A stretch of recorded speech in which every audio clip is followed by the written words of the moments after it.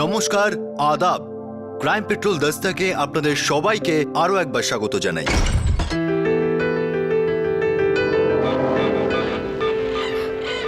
ছেড়ে দাও না।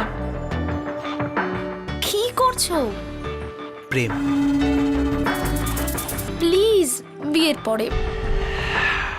বিয়ে তো তুমি আমাকে করবেই না। তুমি তো আমাকে ভালোই বাসো না। এরকম বলো না তুমি। না আমি কিছু বলতে পারি, না আমি কিছু করতে পারি। প্রেম তো দূরের কথা, তুমি তো ভরসাই করো না আমাকে। প্রেম রোগ এমন একটা রোগ যার কোনো চিকিৎসা নেই, আর এর মুখ্য লক্ষণ হলো ভালোবাসায় অন্ধ হয়ে ভরসা করার ওভারডোজ। যখনই কোনো প্রেমিক প্রেমিকার কাছে প্রেমের পরিভাষা ভিন্ন ভিন্ন হয়, তখনই বুঝে ফেলা উচিত যে এই প্রেম কাহিনীর সামনেই বিপদ। বুঝে ফেলা উচিত যে শরীরের খিদে প্রেমের অস্তিত্বকে বিপন্ন করবে।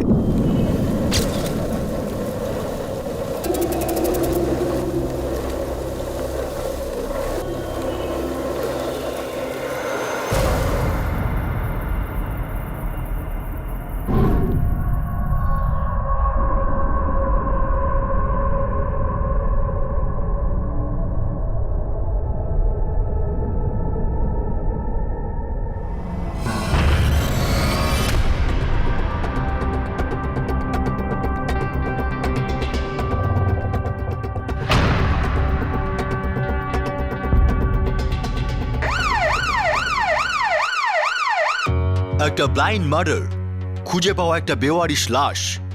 পুলিশ ডিপার্টমেন্টের কাছে ব্যাপারটা কঠিন একটা অঙ্কের থেকেও কম কিছু ছিল না। বিয়ের সাজে সজ্জিত এই লাশটা থেকে পুলিশ কোনো সূত্রই খুঁজে পাচ্ছিল না।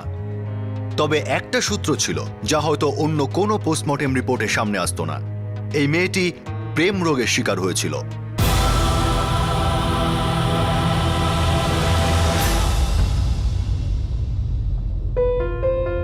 এই তো সেদিন দিল্লি গেলে, আবার কেন যাচ্ছ? আমার সবকিছু দিল্লিতে। রাস্তা ছাড়ো আমার।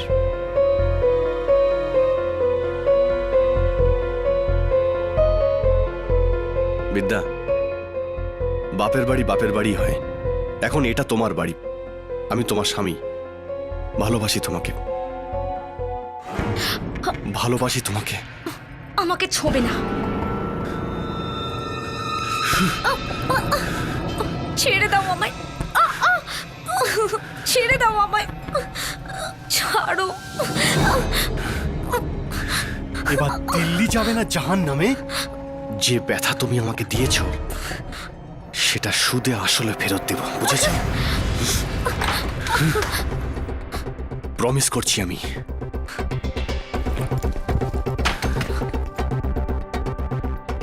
বেরিয়ে যাও এখান থেকে।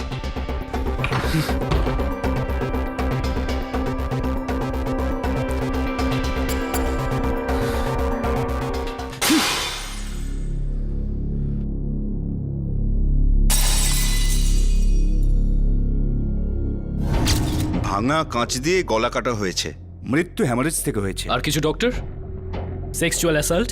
সেক্স অবশ্যই হয়েছিল, মৃত্যুর কিছুক্ষণ আগেই সেক্স হয়েছিল, কিন্তু টিপিক্যাল রেপের কোনো চিহ্নই নেই।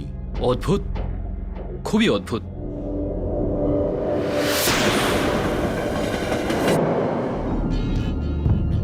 স্যার, স্যার এই বিয়ের পোশাক, সিঁদুর, আমার মনে হচ্ছে কেন একটা তান্ত্রিক অ্যাঙ্গেল রয়েছে। আমাদের এলাকার সব তান্ত্রিক বাবাদের ব্যাপারে একটু খোঁজ করা দরকার। আশেপাশে সব হোটেল আর লজে মেয়েটার ছবি নিয়ে যাও। জামা কাপড় চেক করেছো? নর্মাল ড্রেস, একটা বেনারসি শাড়ি আর ব্লাউজ।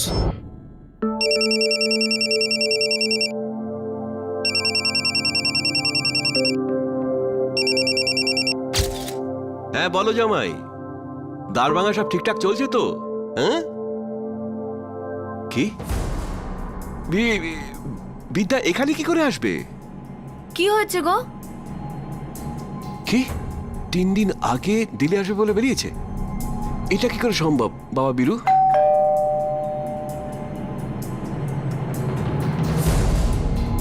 আরে জামাই বাবাজি, প্রণাম। আমার ফোন তুলছিল না, তাই ভাবলাম এসে দেখা করি। কিন্তু বিদ্যা তো এখানে নেই।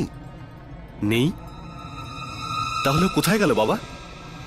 আরে ও এখন তোমার বউ, তোমার দায়িত্ব সেটা। এক মিনিট। এবার আপনারা দুজন খালি আমার প্রশ্নের উত্তর দেবেন, ঠিক আছে? বিদ্যার কোনো ছবি আছে আপনাদের কাছে? আমি সঙ্গে আনিনি। আমার কাছে আছে, এই নিন। Phone number? সুইচ অফ আছে, নড়ছেই না ফোন। 9022985576। আমার 2 ঘন্টার মধ্যে রিপোর্টটা চাই। Yes sir. তো বীরু, দ্বারভাঙা থেকে দিল্লি 24 ঘন্টা লাগে, আর আপনি 3 দিন পরে খোঁজ নিচ্ছেন? আমি বারণ করেছিলাম, বলেছিলাম যেও না। কেন? গত মাসে তো বাপের বাড়ি গিয়েছিল, বারবার বাপের বাড়ি যাওয়ার মানেটা কি? স্যার ও যখনই আসতো ফোন করেই আসতো। আপনি বারণ করেছিলেন কেন? বউটা আমার, যা মন চায় আমি তাই করব। তাহলে বলুন, কি করেছেন ওর সাথে? স্যার আমার কেমন গর্বর লাগছে, আমার মেয়ে আজ পর্যন্ত কাউকে কোনো কষ্ট দেয়নি, সব সময় সবার সাথে ভালো ব্যবহার করেছে। হ্যাঁ হ্যাঁ, একটু বেশি ভালো ব্যবহার করেছে, তাই তো 3 দিন ধরে বেপাত্তা কাউকে না জানিয়ে আমাকে বোঝাচ্ছে। স্যার এদের ঘরে তল্লাশি নিন স্যার, কোথাও লুকিয়ে আছে নিশ্চয়ই। দেখুন, কোথাও তল্লাশি হলে সেটা সবার আগে আপনার বাড়িতেই হবে, কিন্তু আপাতত আপনারা আমাদের নিজেদের কাজ করতে দিন। কোনো খবর পেলে আপনাদের আমরা নিশ্চয়ই জানাবো। একে দেখেছেন আপনি? যখন একটা পুলিশ স্টেশনে বিদ্যার নিরুদ্দেশ হওয়া নিয়ে খোঁজ খবর চলছিল, তখন দিল্লির আরেকটি পুলিশ স্টেশনে ওর বেওয়ারিশ লাশের আসল পরিচয় খোঁজার চেষ্টা চলছিল।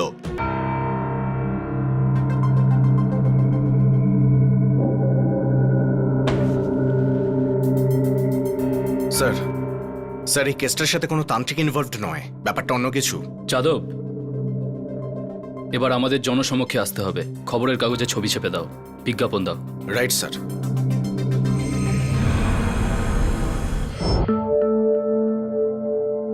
অনেক সমস্যার মধ্যে দিয়ে 3 মেয়েকে বিয়ে দেওয়ার পর এই দম্পতি এক রিটায়ার্ড জীবনযাপন করছিলেন, কিন্তু মা বাবার ভূমিকা থেকে কখনো কেউ রিটায়ার করে না। সন্তান কষ্টে থাকুক বা হারিয়ে যাক, তখন এক মুহূর্ত কাটানো দুষ্কর হয়ে পড়ে। কিছু তো মুখে দাও, ডায়াবেটিসের ওষুধটা তো খেতে হবে। বেঁচে থেকে কি বা করতে পারছি আমি?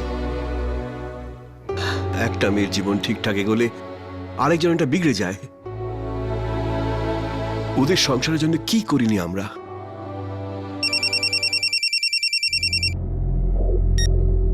হ্যালো, মিস্টার সিনহা, বলছি। আপনার মেয়ে বিদ্যার ফোন কল রিপোর্ট এখন আমার সামনে। কি জানতে পারলেন ইন্সপেক্টর? শ্বশুরবাড়ি যাবার 2 দিন আগে থেকে পৌঁছানোর পরদিন পর্যন্ত একই নম্বরে 117 বার ফোন করেছে ও। কার নাম্বারে? আপনি কোন সিধু পাসওয়ানকে চেনেন?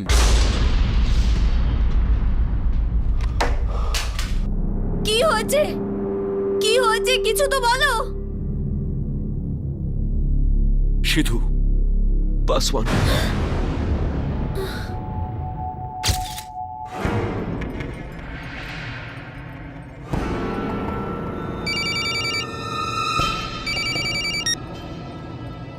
বলুন ইন্সপেক্টর। তুমি কোনো সিধু পাসওয়ানকে চেনো? আগে না। কে এই সিধু পাসওয়ান?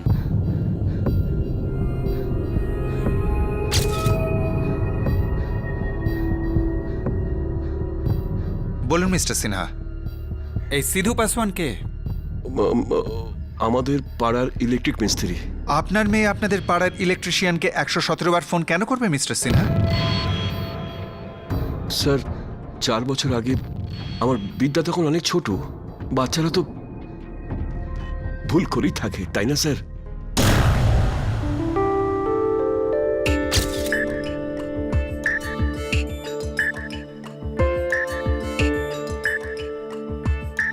এই যে বেটা সিধু, পাখা ঠিক করছিস না মজা করছিস? ঠিক করতে পারিস কি আদৌ?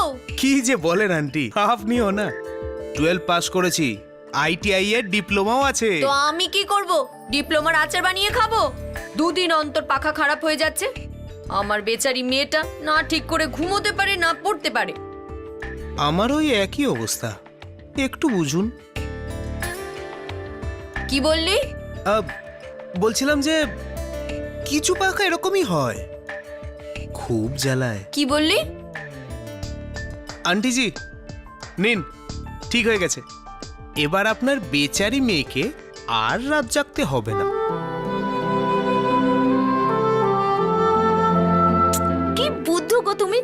বলছিলে মায়ের সামনে? মাকে বোকা ভেবেছো নাকি? আরে তোমার মতো বুদ্ধিমান মেয়ের মা বোকা হতেই পারে না। তুমি তো সারা রাত জেগে পড়াশোনা করা মেয়ে। চুপ করো। জানো, কাল সারা রাত আমি ঘুমোতেই পারিনি। কেন? আবার খারাপ হয়ে গেছিল? পাখাটা জোরে ঘুরছিল আর আমি ওটাকেই দেখছিলাম। কেন? তুমি যে ছুঁয়েছিলে। ওফ, এবার আমি মরে যাব। কিন্তু একটা কথা বুঝলাম না, আমি ওকে ছুলাম তাই তোমার ওকে ভালো লেগে গেল, কিন্তু যখন আমি তোমাকে একটু দেখলে হাত সরিয়ে দাও। তোমার একটুটাই না অনেক বেশি মিস্টার। ওই সব কিছু বিয়ের পর। কার বিয়ের পর? তোমার না আমার? Shut up. আমার আর তোমার একে অন্যের সাথে যদি অন্য কিছু হয় না, তাহলে আমি পাখা থেকে ঝুলে মরবো। বেচারা পাখা, তোমার ওজনে তো ভেঙেই যাবে। Shut up. এবার চট করে একবার আই লাভ ইউ বলো। I love you. তুমি আমার সাথে থাকবে তো? সাথে থাকবো, আটেও থাকবো। আচ্ছা চলো এবার আমি যাই, বাই। আরে বসো না, আমার বাড়ি চলো না, আমাকে আমার মতো করে আই লাভ ইউ। সিদ্ধু, তোমার না ওয়ান ট্র্যাক মাইন্ড। বলেছি তো, সেক্সটা বিয়ের পর। বিয়ের পর? যেটা তোমার মা বাবা আমার সাথে হতেই দেবে না, কারণ আমার তো কোনো যোগ্যতাই নেই। তাহলে তুমি চেষ্টা করো না, আমি তো সব সময় তোমার সাথে আছি। না, কিশোর বয়স বা টিনেজ সময়কার প্রথম প্রেম, এটাকে মোহ বলা যায়, অথবা একটা ইনফ্যাচুয়েশন। স্ট্যাটাসের বিচারে সিধু আর বিদ্যা সমাজে দুই আলাদা প্রান্তের মানুষ, কিন্তু তাদের ভিতরকার এই লৌহ চুম্বকের আকর্ষণ বেড়েই চলেছিল। দুজনেই নিজেদের এলাকার বাইরে সারা দিল্লিতে তাদের প্রেম কাহিনী লিখতে শুরু করে, আর শেষ পর্যন্ত এলাকার মানুষও এই গল্প জানতে পারে, আর বিদ্যার বাবা মিস্টার সিনহার কাছেও খবর যায়। আরে কি করছো? শোনো, এটা কি করছো? তোমার এ কি হলো? আর বিদ্যা, তুই এটা কি করলি মা? একে তো আমাদের জাতের নয়, তার উপর কোনো যোগ্যতাও নেই। বাবা, আমি কোনো জাতপাতে বিশ্বাস করি না, আর যারা ভালোবাসে তাদের যোগ্যতা অনেক বেশি হয়। আর জানো, সিধু খুব তাড়াতাড়ি একটা দোকান খুলবে, ওর লোনটাও পাস হয়ে গেছে বাবা। সিধু? ওই যে ছেলেটা পাখা সারায়, ও? আমি সিদ্ধুকে ভালোবাসি, আর বাবা 1-2 বছরের মধ্যে আমায় বিয়ে করবে বাবা। চুপ কর নির্লজ্জ, এত বড় স্পর্ধা! বল, আর কি কি করেছিস ওই লম্পটের সাথে? তোমারই তো মেয়ে আমি, তুমি তো ভালো করেই জানবে যে আমি কি করতে পারি। সত্যি করে বল, কত দূর গড়িয়েছে তোদের এই সম্পর্ক? শুধু মন থেকে ভালোবেসেছি, শুধুই মন থেকে বাবা। তুমি আবার কোথায় চললে? পুলিশের কাছে।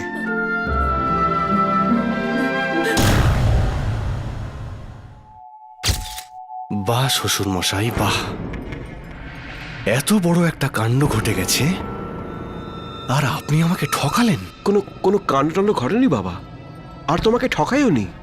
আমার মেয়েটা ভুল করেছে ঠিকই, শুধু তাই নয়, সিদ্ধু নিজেও এসে ক্ষমা চেয়েছে থানাতে এসে। আর পুলিশ ওর কাছে লিখিয়ে নিয়েছিল যে এরপর থেকে বিদ্যার ধারে কাছে ও থাকবে না। কিন্তু তারপর আপনার মেয়ে বীরুকে বিয়ে করতে রাজি হলো কিভাবে? ও আমার মেয়ে, বুঝদার তো আর অবশ্য আমি সবসময় আমি এটাই ভেবেছি যে হয়তো আমার মধ্যে কোনো খামতি রয়েছে, কিন্তু এখন সবকিছু ক্লিয়ার হয়ে গেছে। কেন ও আমাকে এত ঘৃণা করত? অগ্নির সাক্ষী রেখে 7-7টা প্রতিজ্ঞার কোনো মূল্য নেই ওর কাছে। ওর ফ্যামিলির আসল চেহারা দেখিয়ে দিয়েছে ওই মেয়েটা। এ কি অভদ্রতা! অভদ্রতা? আরে ভদ্রতা সীমা তো অনেক আগে আপনার মেয়ে ভেঙে দিয়েছে। পালিয়ে গেছে ওই শালা সিধুর সঙ্গে। ওকে আর খুঁজে পাওয়া যাবে না। কেন? কেন তোমার মনে হচ্ছে ওকে আর খুঁজে পাওয়া যাবে না? স্যার, বিয়ের পর 3 মাস কেটে গেছে, ফুলসজ্জা তো দূরের কথা, কোনোদিন হাত পর্যন্ত ধরতে দেয়নি। কারোর হাতে কি করে আসবে? আমার দিক থেকে আমি অভিযোগ তুলে নিচ্ছি। এরপর বিদ্যা বাঁচলো না মরলো, ফিরলো না ফিরলো, আমার আমার কোনো জানার দরকার নেই। আর মিস্টার সিনহা, অন্য ফ্যামিলিকে কোনোদিন এইভাবে বোকা বানাবেন না, ডবল পাপ হবে আপনার। নমস্কার স্যার। স্যার, আমি সত্যি বলছি, আমি ওর কথা বিশ্বাস করছি না। আমার ওকে সন্দেহ হচ্ছে, ওই কোনো গন্ডগোল পাকিয়েছে। আমার মেয়ে সিধুর সাথে পালাতেই পারে না। কিন্তু ও তো অনেকবারই ফোন করেছে সিধুকে। যাই হোক, সত্যিটা অন্য কিছু হতে পারে। আপাতত আপনি নিশ্চিন্তে বাড়ি যান, কোনো খবর পেলে আপনাকে জানাবো। ঠিক আছে স্যার। এই ভিরুর ব্যাপারে একটু খোঁজ লাগাও। বিয়ের 3 মাস হয়ে গেল, স্ত্রীর সাথে সম্পর্ক নেই, শ্বশুর বাড়িতেও জানাইনি। কি ভেবে রেখেছে আমাদের? একদিকে দিল্লির এক পুলিশ স্টেশন ঘটনার তদন্ত করতে ব্যস্ত। বিদ্যার স্বামী বীরু আর প্রেমিক সিধু দুজনেই সন্দেহের তালিকায়। আরেকদিকে বিদ্যার বাবার সন্দেহ ছিল বীরুর উপর, আর বিদ্যার উপর পুরো ভরসা ছিল। আর অপরদিকে দিল্লি পুলিশের আরও একটি পুলিশ স্টেশন বিদ্যার বেওয়ারিশ লাশ নিয়ে পাবলিক অ্যানাউন্সমেন্ট শুরু করে।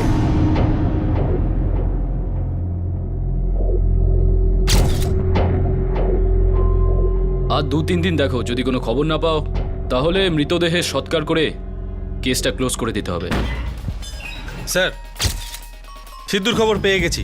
13/16 অরংনগর, রোশন ইলেকট্রিক্যালসের পেছনে। কিন্তু স্যার কয়েকদিন হলো বাড়ি ফেরেনি। আর বীরু? স্যার ও মুম্বাইতে চাকরি করে, ওর কোনো রেকর্ড নেই। প্রতিবেশীদের জিজ্ঞেস করেছো? স্যার একটা কাজের মেয়ে আছে, ওকে খুব সম্মান করে দেখলাম। বীরু দাদার মতো স্বামী তো ভাগ্যবতীরাও পায় না স্যার। এমন কি বিশেষ গুণ আছে ওর মধ্যে? বিড়ি, তামাক, সিগারেট, মদ কিচ্ছু না, পড়াশোনা করে মুম্বাইতে চাকরি, আর নিজের বউকে প্রচন্ড ভালোবাসে। আর ওই মহিলা, ওই মেয়েটা কি? একদম বরফের মতো ঠান্ডা। বিদ্যা, মুম্বাইতে তোমার খুব ভালো লাগবে। আমার কোথাও ভালো লাগে না। আমি মুম্বাইতে তোমাকে ছাড়া কি করে একা থাকবো? আগে যেভাবে থাকতে তুমি, আমি মুম্বাই যেতে পারবো না, ব্যাস। আমরা এখানে কি করব বলো? আমি জানি না। আরে একবার মুম্বাইতে গিয়ে দেখোই না। আমরা অনেক ঘুরবো, শপিং করব, সিনেমা দেখব, সমুদ্র আছে, তোমার খুব ভালো লাগবে। কিন্তু আমার ভালো লাগবে না। কেন? আমার মধ্যে কি খারাপ আছে? শুধু তোমার আর আমার দুজনের ভাগ্যটাই খারাপ। কি?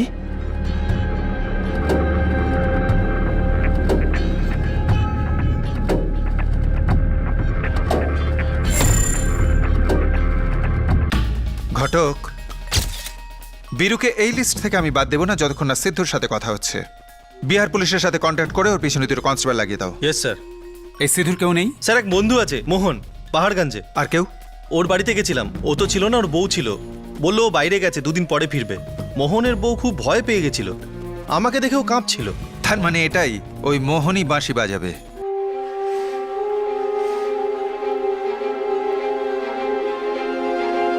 শোনো, তুমি কি পুলিশকে ওই দিনকার কথা বলেছো নাকি? না, বলিনি। এমনিতেও বীরু ভীষণ অপমান করছিল, লজ্জায় আমার মাথা হেট হয়ে যাচ্ছিল। সেই দিনের পর থেকেই মনে মনে ভাবছিলাম যে একদিন এরকম কিছু নিশ্চয়ই ঘটবে।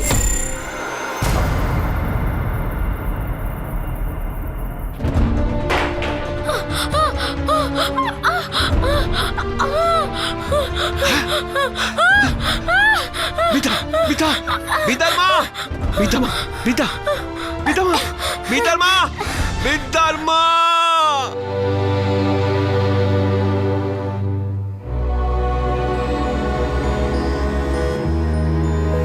ধন্যবাদ ডাক্তারবাবু, আপনি আমাদের হসপিটাল আর পুলিশের হাত থেকে বাঁচালেন। আমার কথা ছাড়ুন মিস্টার সিনহা, আর মেয়েটাকে বাঁচান। মানে হলো এনগেজমেন্ট বা বিয়ে এ তো হবেই, তার আগে মেয়ের সাইকিয়াট্রিক ট্রিটমেন্টের দরকার। আপনাদের জায়গায় আমি থাকলে ওকে কখনোই বিয়ের জন্য জোর দিতাম না। তারপর কি এমন হলো যাতে বিদ্যা বিয়ের জন্য রাজি হয়ে গেল? সুইসাইডের চেষ্টা করার ঠিক 3 দিন পর ওর সাথে বীরুর এঙ্গেজমেন্ট হয়, আর 1 মাস পরে বীরুর সাথে বিয়ে। কিভাবে ভুলে গেল সিধুকে? আর সিধু, সেও তো বিদ্যাকে কথা দিয়েছিল সারা জীবন একসাথে থাকবে।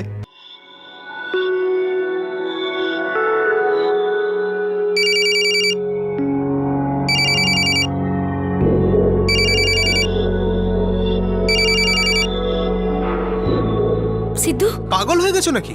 সুইসাইড করতে গেছিলে? তুমি কিভাবে জানতে পারলে? তোমার বাবা বলেছেন, আর বলেছেন তোমায় বোঝাতে। লজ্জা করে না তোমার?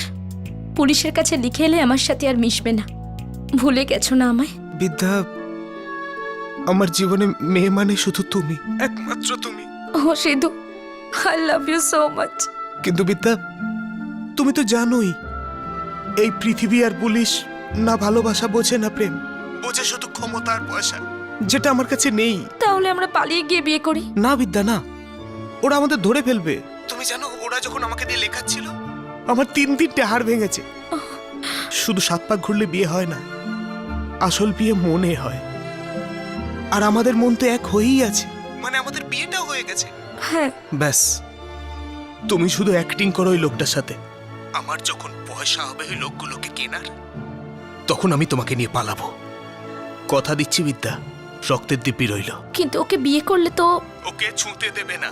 তুমি আমার বিদ্যা, শুধু আমার। ওকে সিদ্ধু, আমি তোমার জন্যই অপেক্ষা করব।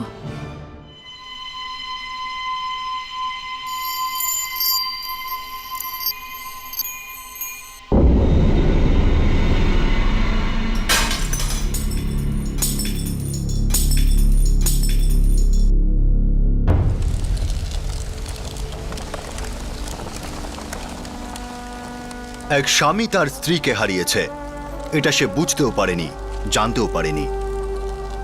এক বাবা তার মেয়েকে হারিয়েছে, সেটা সে বুঝেছিল, জানতো, কিন্তু জেনে বুঝেও অবুঝের মতো কাজ করলো।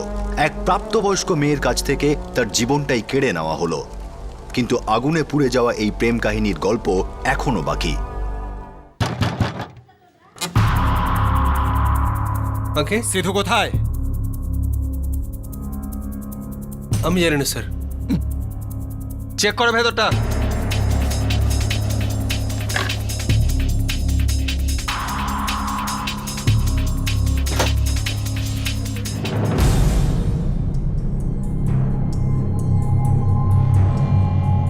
ফটোটা দেখাও। এই মহিলাকে কি কোথাও দেখেছো? না। না সালা, ফটো না দেখেই বলে দিলি। তুমি ওদেরকে সত্যিটা কেন বলে দিচ্ছ না? বলে দাও না।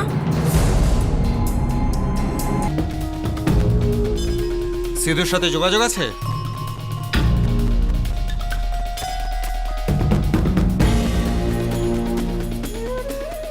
এ এখানে এসেছিল, সিদ্ধু নিয়ে এসেছিল। সিধুকে কোথায় পাওয়া যাবে? তোমাদের দুজনের এতেই ভালো হবে যদি বলে দাও সিধু কোথায় আছে, নাহলে দুটোকেই জেলে পচিয়ে মারবো। না স্যার, এটা এটা আপনি কি বলছেন স্যার? আমি বিদ্যাকে খুব ভালোবাসতাম, আমি ওকে কেন মারবো? যাকে ভালোবাসার কথা বলছিস না, তুই তারই গলা কেটেছিস। আমরা জানি, শুধু তোর মুখ থেকে শুনতে চাইছি। আর যদি তুই একটাও মিথ্যা কথা বলেছিস তো তোর গলার নলি কেটে তা দিয়ে পাইপ বানাবো, বুঝেছিস? বল। প্রথমে সিধু বিদ্যাকে ভালোবাসার আর সারা জীবন একসাথে থাকার প্রতিজ্ঞা করেছিল। তারপর পুলিশকে আন্ডারটেকিং দেয় যে ও বিদ্যার ধারে কাছে ঘেঁষবে না। আর তারপর বিয়ের পরামর্শ, আর শেষ পর্যন্ত বিদ্যাকে খুন। আসলে সিধু কি চাইতো, কি ছিল এই ছেলেটার মনে? বিদ্যা আর বীরুর বিয়ের পরেও সিধু বিদ্যার সাথে ফোনে কথা বলতো। সিধু একদিন বিদ্যাকে ফোনে এই বলে ডেকে পাঠালো যে সে এবার বিয়ে করতে প্রস্তুত। বিদ্যা আবার বিয়ে করে। সিধু, ওর নাম বিদ্যা। আমরা পালিয়ে বিয়ে করেছি। দেখ, আমার ওখানে থাকলে খুব গন্ডগোল হবে, ওর বাড়ির লোকেরাও জেনে যাবে। প্লিজ কয়েকটা দিন এখানে থেকে যাই। চলে আয় না, ভেতরে আয়। এ হচ্ছে সিধু, ও বিয়ে করে নিয়েছে, কিছুদিন এখানেই থাকবে। হ্যাঁ হ্যাঁ, নিশ্চয়ই। কি নাম তোমার? বিদ্যা, বিদ্যা সিধু পাসওয়ান।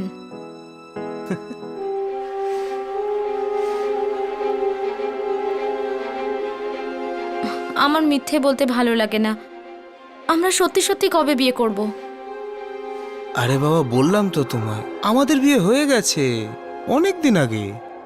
কিন্তু সিদ্ধু, আমি চাই যে তুমি আমার সিঁথিতে সিঁদুর পরিয়ে দাও।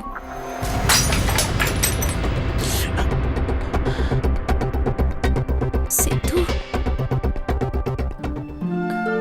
সিধু,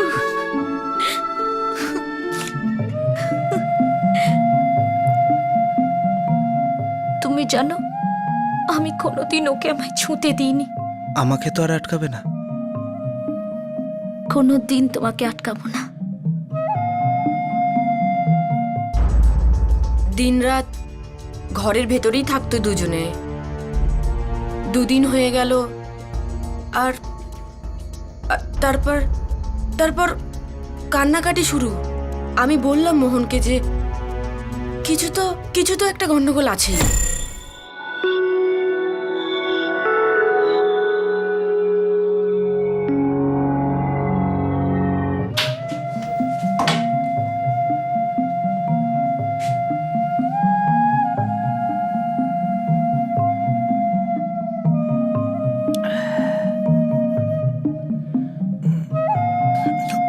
কি হলো? আমার কিচ্ছু ভালো লাগছে না। কিন্তু কেন? আমরা যখন থেকে এসেছি তুমি কোনো কথাই বলো না আমার সাথে, খালি সেক্স সেক্স সেক্স। এতদিন তো অপেক্ষা করেছি। আমিও অপেক্ষা করেছি, কিন্তু সেক্স করার জন্য নয়। শুধু তুমি বলেছিলে তুমি সংসার করার জন্য তৈরি। আমাকে প্রপার কবে বিয়ে করবে? বিয়ে বিয়ে বিয়ে কি এক কথা বলে যাচ্ছ বারবার? আমি নতুন কিছু বলছি না, আমার কথাটা তুমি বোঝো সিদ্ধু। ওই মিথ্যে বিয়েটা ভেঙে আমি এসেছি, লোকে আমাকে খুঁজছে, ওরা সবাই টেনশনে আছে। আমি তো শুধু মা বাবা আর বিরুকে সত্যিটা বলতে চাই যে আমরা কি করছি, কি করতে চাইছি। আমার মিথ্যে একদম ভালো লাগে না। মিথ্যে তো আমিও পছন্দ করি না, কিন্তু তোমরা দুজনে আমার সামনে দাঁড়িয়ে মিথ্যে কথা বলেছো যে তোমরা বিবাহিত। এই মুহূর্তে আমার বাড়ি থেকে বেরিয়ে যাও তোমরা। আরে বৌদি, মোহন বোঝা না তোর বউকে ভাই। মোহন তুমি একদম চুপ থাকবে। এটা আমার বাড়ি, এরকম নোংরামো আমি একদম সহ্য করব না। তোমরা জাস্ট বেরো আমার বাড়ি থেকে। শুনতে পাওনি তুমি? চলো বিদ্যা, বিয়ের শাড়িটা পরে নাও। এক্ষুনি মন্দিরে গিয়ে বিয়ে করব, তারপর ওখান থেকে সিমলা। ব্যাগ প্যাক করো, চলো এখনই? এক্ষুনি নইলে কোনো দিন না। যাও যাও।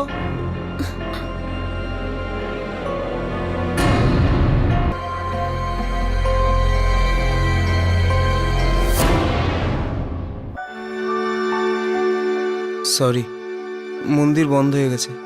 কাল যেই খুলবে তখন তোমার মনের মতো করে আমরা বিয়ে করব। জানো তুমি, এই সিঁদুরটা কলকাতা থেকে এনেছি। এটা সবসময় আমাদের রক্ষা করবে। বাহ, কাল সকালেই আমরা সিমলা যাব। তাহলে এখন আমরা কি কোনো হোটেলে থাকবো? না, এই বেঞ্চটা আমাদের লাভার্স বেঞ্চ। এখানেই বয়ফ্রেন্ড গার্লফ্রেন্ড হয়েছিলাম। আজকের রাতটা আমরা এখানেই কাটাবো।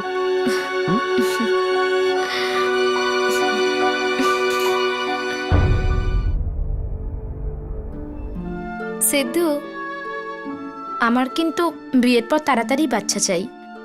আমি তো বাচ্চার নামও ভেবে রেখেছি। সিদ্ধু, তোমাকে কিন্তু মদ খাওয়া ছাড়তে হবে।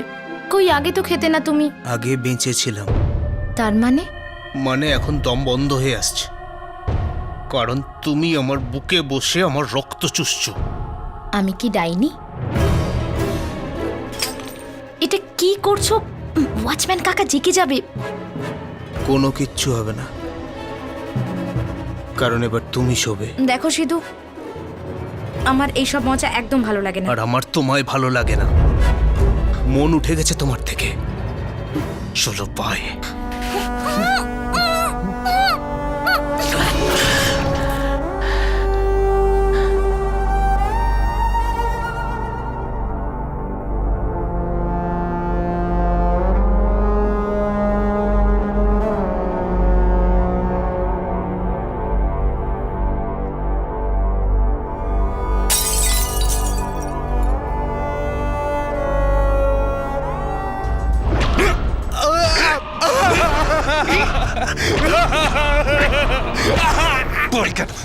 কেন মারলি? আমি স্যার ভালো টালো বাঁচতাম না। ওকে দেখতে খুব সেক্সি লাগতো আমার, তাই আমি শুধু শুতে চাইছিলাম ওর সাথে স্যার। যখন তোর খিদে মিটে গিয়েছিল তখন খুন করলি কেন? আমার গলায় ঝুলে গেছিল, তাই আমি ওর গলা কাটতে বাধ্য হলাম। যখন তোকে ফাঁসি দেওয়া হবে না, তখন বিদ্যার কথাটা একবার ভাবিস, কারণ তুই শুধু বিদ্যাকে নয়, ভালোবাসাকে খুন করেছিস।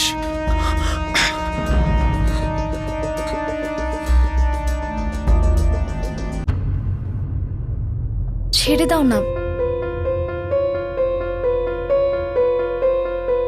কি করছো সিদ্ধু? প্রেম, প্লিজ বিয়ের পরে। বিয়ে তো তুমি আমাকে করবেই না, তুমি তো আমাকে ভালোই বাসো না। কেন এরকম কথা বলছো তুমি? না আমি কিছু বলতে পারি না আমি কিছু করতে পারি, প্রেম তো দূরের কথা। তুমি তো ভরসাই করো না আমাকে।